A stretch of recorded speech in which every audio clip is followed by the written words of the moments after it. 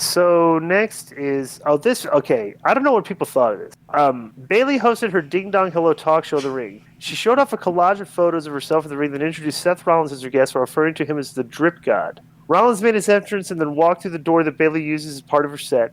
Bayley gave Rollins the big chair. Rollins said he's a fan of Bayley and praised her for putting Bianca Belair in her place. Rollins said Belair is a great athlete, but she doesn't have respect. Rollins said Bayley would mop the floor with Belair at Hell in a Cell. Rollins asked to watch a clip of Bayley and Belair from last week, calling it a masterclass in mind games. It was a footage of Bayley laughing while she appeared on all the Thunderdome screens. Bayley and Rollins laughed obnoxiously inside the ring. Footage aired of Rollins attacking Cesaro 3 weeks ago. They both acted upset, then burst out laughing again. The doorbell rang. Bayley thought Rollins got her a gift. Rollins said he would be the gentleman and get the door, and Rollins opened the door and Cesaro stood there and then punched him in the face. Cesaro tore the multicolored suit and pants off Rollins and slammed the door in his head. Cesaro trashed the talk show set. Bayley was upset and tried to put up the set in her photos, and then SmackDown Women's Champion Bianca Belair made her entrance and stood on the stage with the mic in her hand. Rather than deliver a promo, Bayley laughed, but Belair laughed at Bayley, who wasn't pleased. I want to get everybody's opinion of this first. Konnan, what did you think of this? All right. First of all, I just want to say that two-tone suit he was wearing was fantastically hideous. That was great. And I'm not sure what he was doing with the Michael Jackson one glove. That was mega JoJo. Bro, I wish they wouldn't have shown the Cesaro video before Cesaro came through the door, because you knew when he knocked on the door exactly what it was. But having said that, he did a good job of tearing up that set.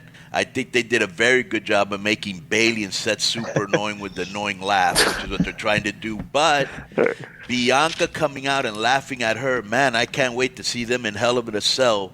I mean, they're mad at each other because one laughed at the other one. Now the other one came out and laughed at her. And that's all the impetus they need to square up in a Hell in a Cell. It's weak to me. I will. Weak. Let me tell you this. Very weak. Bro, I would have loved for this segment to be in front of a live crowd. Right. Because they would have been getting booed out of the building. This was actually very well executed and acted. The way they acted, like they showed the face, like the serious face before he started cracking. It was very well produced. Yeah. They came across as two very annoying. Annoying gloat. I was laughing watching this because I was entertained. This is very good.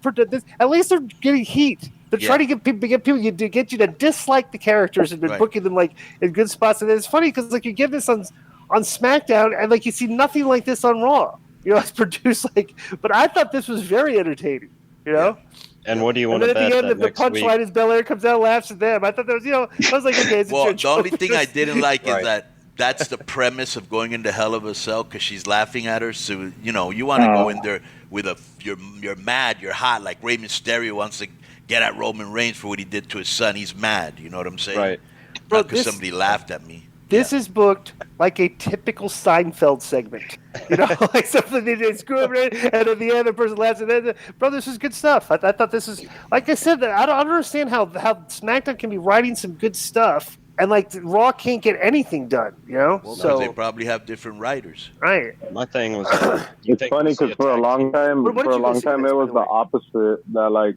I didn't see it, but it's just funny how, like, for a while it was Raw that was the better show, like, for various years, and then ever since it went to Fox, it seems like SmackDown's the focus, so it's weird just seeing that. I don't know. I don't like how Hell in a Cell is just, like, a yearly thing, a given now, no matter what, and then they got to find matches to put in there, like Konnan was saying there. It's like, it shouldn't just be, like, Hell in a Cell is this time every year, no matter what, because then it's, like, it feels so damn forced, man. Right. Like, that's a really stupid reason to have the match. Right. Yeah. They have all their shows on a calendar. SummerSlam, Royal Rumble, Survivor Series. Hell in a Cell was supposed to be the Halloween show, so that's kind of weird. They're having Hell it now. in a Cell should be a place where is ending after a hot feud.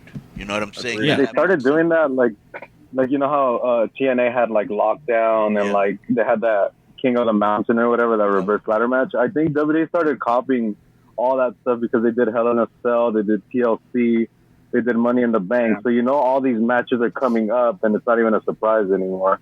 But it's like they could still have the Hell in a Cell match on this pay-per-view.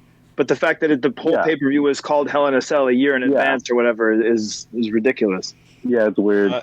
I was thinking this week we'll probably have a tag team match, to be Bianca and Cesaro versus Rollins and Bayley, or I was waiting for Teddy Long to come out and we're going to have a tag team match. Play us.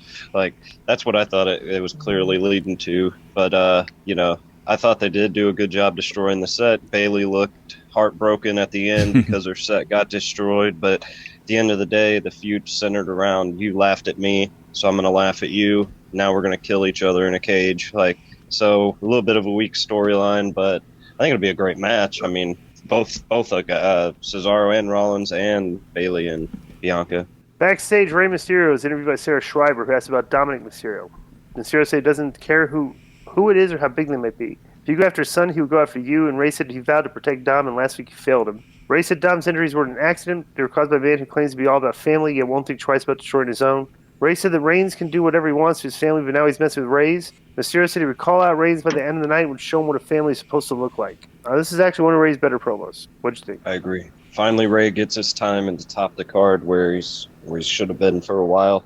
Well, they're giving us something good to talk about. If somebody beats up your kid, if that can't bring any emotion out of you, then what will, But my thing is, they got to walk a fine line, because if you want us to take Dom as a serious competitor, you can't be like, oh, he beat my little boy up, like he's a grown man.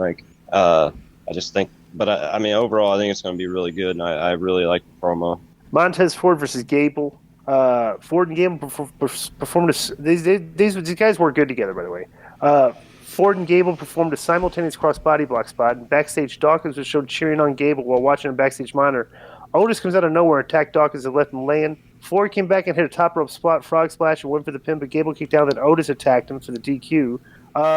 Otis tossed Ford to ringside and tossed him over the broadcast table, and back inside the ring, the beardless Otis performed a second row splash on Ford while Gable laughed. They beat him up, and basically Dawkins came out to the ring to cover his own partner, and they were both beat up and left laying. It was actually decent. Yeah, decent. Well done out of him. And not only that, bro, I've said this a couple times. I'm gonna say it again. Gable's very, very underrated, man. He's real. He's good. super talented. And so he's just that had stupid gimmicks. Yeah, right. And so he's in and Montez, like I said, he's gonna be a single star. That was a good match. The beatdown at the end was good. It looked physical. Otis looked like a tank, just mowing everybody down. I like this Otis better than silly Otis, where he was oinking like a pig and all that other. Like a mini Vader. Yeah, I would love to see these. I would love to see these guys have a full long pay-per-view match, singles match. I like that one. This was. I mean, how they wrestled for 10 minutes? How much longer do you want?